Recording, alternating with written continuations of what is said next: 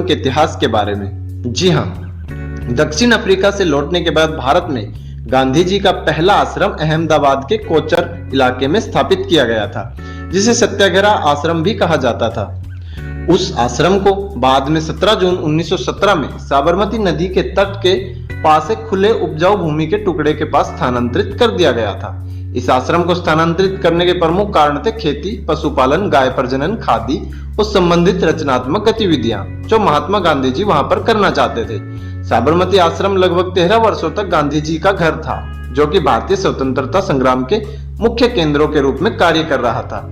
इस आश्रम में रहते हुए गांधी जी ने एक ऐसे स्कूल का निर्माण किया था जिसमें स्वयं श्रमिकता, कृषि और साक्षरता और आत्मनिर्भरता आदि जैसे कुछ विषयों पर ध्यान केंद्रित किया जाता था। इस आश्रम से गांधी जी ने ब्रिटिश द्वारा बनाए गए सॉल्ट लॉ के विरोध में दांडी यात्रा की शुरुआत की थी और नमक कानून तोड़कर भारत को नमक कर से मुक्त कराया था। महात्मा गांधी जी ने 12 मार्च 1930 में भारत के लोगों को यह वचन दिया था कि जब तक भारत स्वतंत्रता हासिल नहीं कर लेता तब तक वह आश्रम नहीं लौटेंगे। 15 अगस्त 1947 में भारत स्वतंत्र हो गया था, परंतु गांधी जी कुछ कार्यों को करने के लिए दिल्ली में ठहरे ही थे कि जनवरी 1948 में उनकी हत्या कर दी गई थी। उसके बाद वे कभी साबरमती आश्रम वापस नहीं जा सके। तो दोस्तों, आज हम इसी साबरमती आश्रम के बारे में कुछ रोचक तथ्य जानते हैं। महात्मा गांधी के लिए सबसे पहले आश्रम का निर्माण 25 मई 1915 में जीवनलाल देसाई द्वारा गुजरात के कोचर बंगला में करवाया गया था, जिसे सत्याग्रह आश्रम कहा जाता है। यह आश्रम गुजरात के सबसे प्रसिद्ध जिले अहमदाबाद में साबरमती नदी के किनारे बना हुआ है। इस आश्रम को हरिजन आश्रम के नाम से भी जाना जाता है। इस प्रसिद्ध साबरमती आश्रम का निर्माण 17 जून 1917 में महात्मा गांधी जी के भारत में रहने और उनकी कृषि, पशुपालन आदि जैसी इच्छाओं को पूरा करने के लिए किया गया था। महात्मा गांधी इस आश्रम में वर्ष 1917 से लेकर 1930 तक लगभग 13 वर्षों तक रहे। इस आश्रम में 1917 तक महात्मा गांधी के साथ लगभग 40 से अधिक लोग रहा करते थे।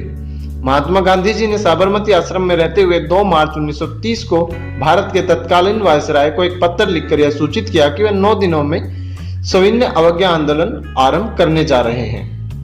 महात्मा गांधी ने साबरमती आश्रम से ही 12 मार्च 1930 में आश्रम के 78 व्यक्तियों के द्वारा अंग्रेज के द्वारा बनाए गए एक नमक कानून को समाप्त करने के लिए एक ऐतिहासिक दांडी यात्रा की शुरुआत की थी, जिससे बाद वे इस आश्रम में कभी नहीं लौट पाए थे।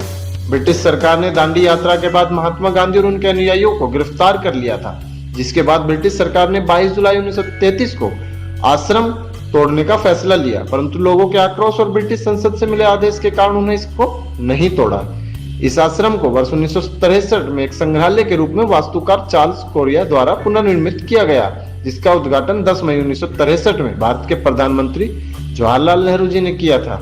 इस भव्य आश्रम के संग्रहालय में एक मेरा जीवन मेरा संदेश है नामक गैलरी है, जिसमें गांधी जी के जीवन से कुछ महत्वपूर्ण चित्र शामिल है, जिसमें 8 ज्वलंत पूर्णकाय चित्र भी है। और इस गैलरी में महात्मा गांधी के ऐतिहासिक घटनाओं के भी 250 से अधिक फोटो लगाए गए हैं। इस आश्रम के पुस्तकालय में गांधी जी की जिंदगी, काम, शिक्षाओं, भारतीय स्वतंत्रता आंदोलन से संबंधित विषयों की लगभग 35,000 किताबें शामिल है और इसमें 80 से अधिक पत्र पत्रिका मौजूद है, जो अंग्रेजी, गुजराती और हिंदी में लिखी गई है। इस आश्रम के अभिलेखागार में मूल और फोटोकॉपी दोनों में गांधी जी के लगभग 34,117 पत्र शामिल है। हरिजन सेवक और हरिजन बंधु नामक पुस्तकों में गांधी जी के लेख की पांडुलिपियों के बारे में लगभग 8,781 पृष्ठ और लगभग 6,000 तस्वीरें शामिल है।